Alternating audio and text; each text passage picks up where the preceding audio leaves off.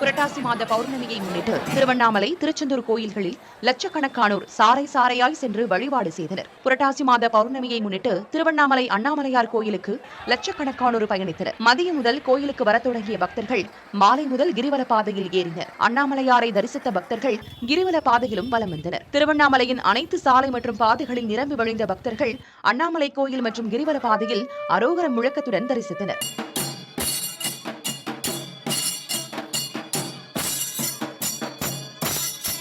தூத்துக்குடி மாவட்டம் திருச்செந்தூர் சுப்பிரமணிய சாமி கோயிலில் திரண்ட பல்லாயிரக்கணக்கான பக்தர்கள் சுவாமி தரிசனம் செய்தனர். முதல் நாளே வந்து தங்கிய மக்கள் கடற்கரை மணலில் தீபம் ஏற்றி வழிபட்டனர். நெல்லை, தூத்துக்குடி, நாகர்கோவில் உட்பட பல்வேறு பகுதிகளிலிருந்தும் பக்தர்கள் வருகை தந்தனர். மதுரை திருப்பரங்குன்றம் முருகன் கோயிலில் ஏராளமான பக்தர்கள் கிரிவலம் வந்து வழிபட்டனர். கோயில் மலையை சுற்றி வந்த பக்தர்கள் திருப்பரங்குன்றம் வழிச்செல்லும் பேருந்துகள் திடீரென ரத்தானதால் அவதியடைந்தனர். இதனால் ஆபத்தான முறையில் தண்டவாள தடுப்புகளை கடந்து சென்றனர்.